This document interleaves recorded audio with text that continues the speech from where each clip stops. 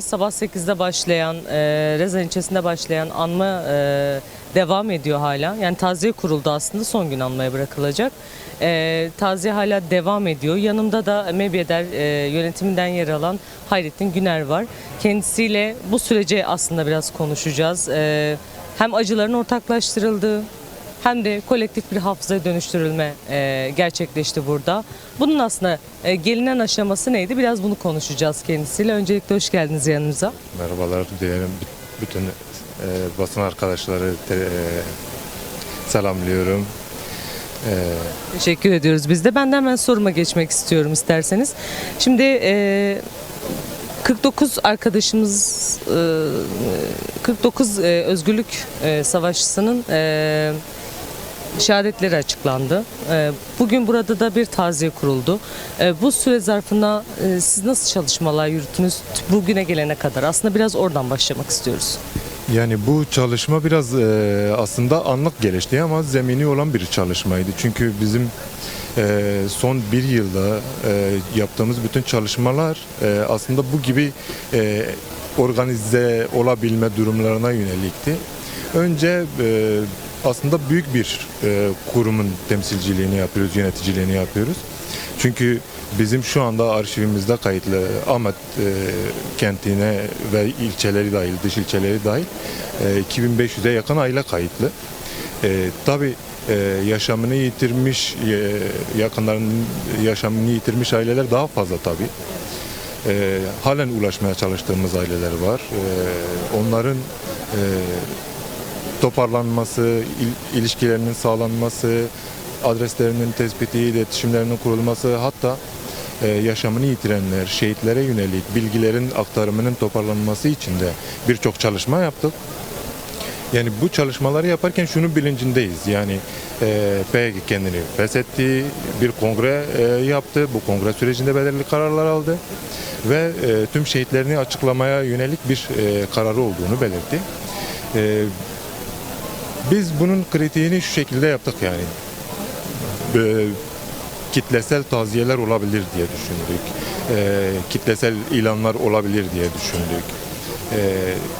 Bu halkın yaşadığı acılar, zorluklar zaten yıllardır biliniyor. Yani savaşın bu denli yoğun bir şekilde devam etmesi, birçok bölgede işte Güney Kürdistan'da, Rojalat'ta, Rojava'da birçok yaşamını yitiren, şehit olan arkadaşlarımızın cenazelerine ulaşılamama durumu oluyor. Yıllarca, 10 yıl boyunca, 15 yıl boyunca şehadetinin netleşip netleşmediğini bilemediğimiz arkadaşlarımız oluyor. Buna yönelik ciddi zorluklar var. Dağda bu yaşam koşullarına yönelik, işte güvenlikten dolayı yaşanan zorluklara yönelik bunların hepsinin bilincindeyiz. Çünkü hikaye 90'larda yaşanan hikayeyle aynıdır aslında. Biraz daha hani şu dönemdeki şansımız belki de hani bu diyalog sürecinin oluşması, müzakere sürecinin bir nevi hani barış ve demokratik toplum sürecinin araya girmesiyle, işte biraz havanın yumuşamasıyla biraz daha belki alanın yumuşaması, zeminin hazırlanması, belki o kriminalize etme durumlarının eskiye nazaran belki biraz daha kırılması gibi durumlardan bu zemine geldik. Hani ilan yapıldığı gün bizim aslında sahaya gidecek, ailelere gidecek komisyonlarımız çoktan belliydi. Bu belki bir ay öncesinden belliydi, belki 2 ay öncesinden belliydi. Çünkü bu kurum sadece tek başına hareket eden de bir kurum değil, bir dernek değil sadece. Bu halkın bütün acılarını, bütün şehadetlerin maneviyatını taşıyan, bunlarla ilişki kurmaya çalışan, aileleri onurunu belki onurlu bir şekilde yasını yaşamasını sağlayan, taziyesini kurmasını sağlayan, cenazesine erişimini hukuki olarak, manevi olarak her anlamda sağlamaya çalışan bir kurum. Bununla beraber tabii siyasi partilerle, yerel yönetimlerle, diğer kurumlarımızla, derneklerimizle de ilişki halindeyiz. Bu derneğe belki emek vermeye çalışan gerçekten yoğun bir kitle var. Neredeyse her mahallede var, her ilçede var. Buna yönelik herkes kendini bu çalışmalara kattı, herkes kendini bu çalışmalara önerdi. İçerisinde tabii hani akademik anlamda işte psikolojik destek sunmaya çalışan, sağlık olarak bir doktor sıfatıyla aramıza katılan, bu komisyonlara katılan ve ailelerle birebir hani o ilanı duyduğu vakit, şehadeti öğrendiği vakit hani onunla beraber yan yana durmak, ona bir manevi destek sunabilmek, yani eşit mertebede olduğumuzu fark etmek. Çünkü bu toplum gerçekten büyük acılar yaşadı ve her anlamda yan yana durmak zorunda yani. Bu bir artık zorundalıktan da bunu böyle bir taziye organizesiyle aslında şunu da istiyoruz. Yani bunu bir mecburiyet durumundan çıkarmak, bunu artık Bütün topluma mal etmek aslında. topluma mal etmek, bütün toplumun bir onurlu barışa nasıl kavuşacağını gösterebilmek, ileriye dair bir geleceğe dair bir umut da taşıyan bir durum. Tabii her ne kadar bugün herkes hüzünlü de olsa, acısını da yaşıyor olsa, biliyoruz ki artık bir daha bunlar bu süreç bittikten sonra artık yaşanmayacak. Tekrar yeni şehadetler yaşanmayacak. Şu ana kadar hani bu kurulan taziyeler veya kurulacak olan taziyelerde geçmiş dönemin muhtemelen artık ilanları olacak. Geçmiş dönemde yaşamını yitirmiş. Daha kayıp meselesi de var. Yani hala nerede olduğunu ya da hangi tarihlerde hayatını kaybettiğine dair bilgisi olmayan savaşçılar da var. Mesela onlara ilişkin de bir çalışma sanırım önünüzde duruyor. Tabii yani meclis komisyonu oluşturulmuştu. Bu komisyona raporlar sunduk. Yani bu raporlarda bizim taleplerimiz de vardı. Şimdi biz birçok aileye gittiğimiz zaman şunu yaşıyoruz. Yani 35 yıl önce PYK hesaplarına katılım yapmış ve herhangi hiçbir haber yok. Böyle birçok şehadet durumu var veyahut şehadet olup olmadığını dahi bilmediğimiz durumlar var. Bunların araştırılmasına yönelik, devletin kendi arşivlerini açmasına yönelik, belki PYK'nin arşivleriyle artık onun karşılaştırılmasına yönelik bu yeni kurulacak işte bu kök yasa, artık çerçeve yasa her neyse bundan sonra kurulacak olan o koordinasyonlarda hani bunların da dikkate alınmasını aslında biz istiyoruz. Çünkü buna yönelik de çalışmalar yapıyoruz. Hani PYK'nin şehitlik statüsünde ilan ettiği mezarlıklar var. Biz bu mezarlıklarda daha önceden de belirli çalışmalar yürüttük, araştırmalar yürüttük. Bu son dönemde tekrar bir çalışmasını yürüteceğiz. Bir oralarda siciller nedir, isimler nedir, işte ne zaman gömülmüştür, ne zaman şehit olmuştur. Bu gibi raporlamaları düzenleyip ilgili koordinasyona sunacağız ki bu koordinasyon artık geçmişe yönelik kayıpların tümünü bir şekilde ilan edebilsin. Çünkü yaşanan o kadar lokal olaylar var ki grup komple şehadete ulaşıyor. Herhangi bir bilgi yok. 90'lı yıllarda yani bu şekil birçok grup var. Toplu mezarlar var. Toplu mezarlar dışında işte garnizonların içerisinde, askeriyelerin içerisinde gömülmüş olanlar var. Bunların araştırılmasına yönelik. Biz demiyoruz böyle basına tek tek verilsin. Sadece amacımız burada insanların onurlu bir şekilde yasını tamamlayıp bitirme hakkı var. Bu hakkın yerine gelmesi, yani bu adaletin yerine gelmesi, yani onurlu bir barıştan söz edeceksek önce bizim kayıplarımızı görmemiz gerekiyor. Biz ne kaybettik? Bunların bu insan biz şehit diyoruz, kahramanlaştırıyoruz belki. Diğer taraf da kendi açısından belki kahramanlaştırıyor ama bunlar birer insan yani.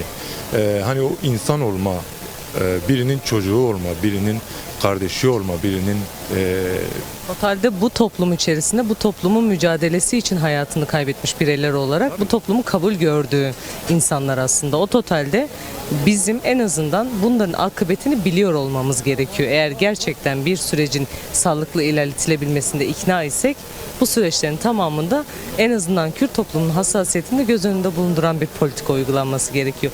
Peki onun dışında ortaklaştığınız birçok noktalar var. Mebyadar olarak Ölüye Saygı İnisiyatifiyle birçok noktada ortaklaşıyorsunuz. İlerleyen süreçlerde yani şu an barış ve demokratik toplum süreci belli bir aşamada hala kendi yolunu ilerletmeye çalışıyor. Kürt Halk Önderi Abdullah Öcalan'ın da en azından çerçeve yasadaki son önerileriyle birlikte bir şekillenme, bir şey ortaya çıktı fakat meclisin işte ara tatil sonrasında tekrardan işte komisyonlarla birlikte yeni bir sürecin başlangıcı ilerletilmesinden bahsedildiği bu süreçte peki bu noktada hala mezarsız olan ölüler için nasıl bir yöntem uygulanması gerekiyor? Çünkü hala Kilyos mezarlığında Garzan şehitliğinden çıkarılan kemikler var.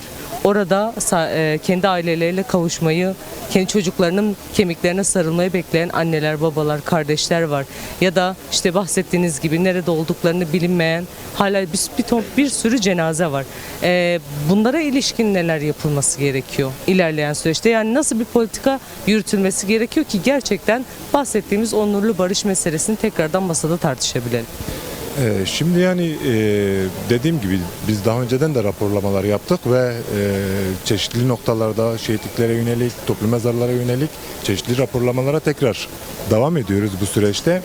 Ölüye Saygı İnisiyatifiyle beraber de belirli toplantılar yaptık ve belirli çalışmalara halen devam ediyoruz, araştırmalara.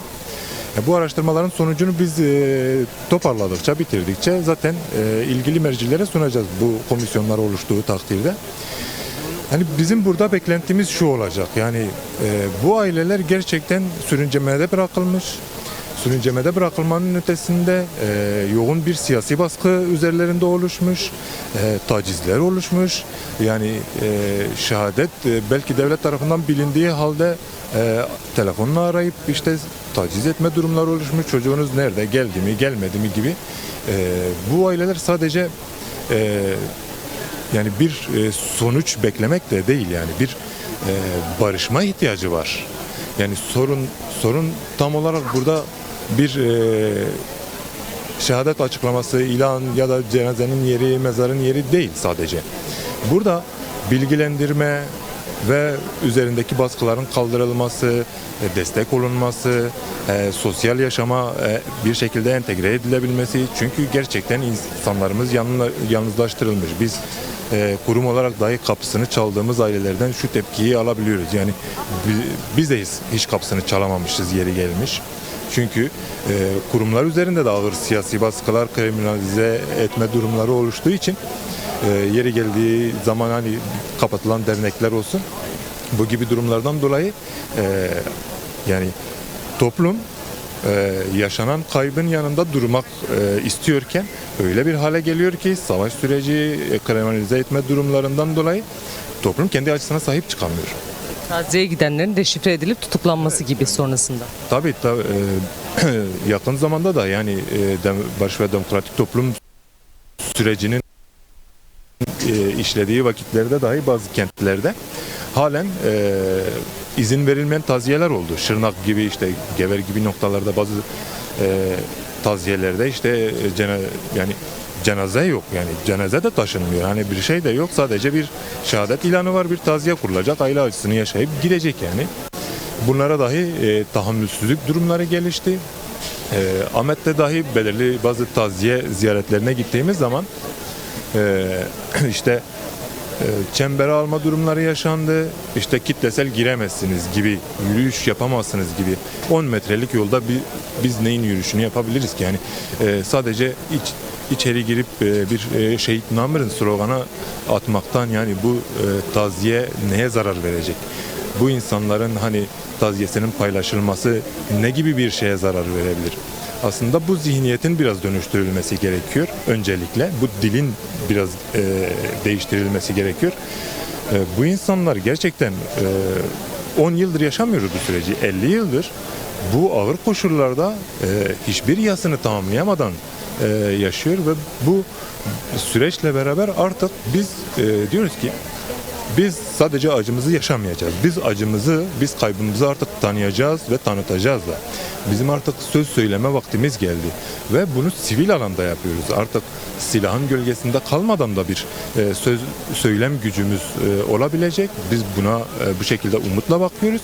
Ama bir yandan herhangi bir hukuki adım atılmadığı zaman, herhangi bir yasal çerçeve ortaya konulmadığı zaman ne kadar komisyonlar kurulursa kurulsun, sonrasında herhangi bir şey mi olacak? Acaba bir kandırma durumu mu? Çünkü binlerce aile tekrar aynı şeyi mi yaşayacağız? Aynı kayıpları mı yaşayacağız? Acaba diğer çocuklarımız da mı bu savaşı devam ettirecek gibi kaygılar içerisinde? Hele ki bu süreçte çocuklarımızı bekliyoruz derken haberlerini aldıkları aileleri de düşündüğümüzde evet çok daha acı bir tablo karşımızda durabiliyor. Yani bu süreçte zaten bizim en çok zorlandığımız durum bu. Bir cevap yok çünkü. Yani neden 5 yıl önce şehit olan bir arkadaşın şimdi açıklıyorlar? Hani bizim buna verebileceğimiz bir cevap yok. Bizim sadece burada yapabileceğimiz şey ailenin yanında olabilmek, onun acısını paylaşabilmek. Çünkü bunun yaşandığı binlerce ailenin örneği var.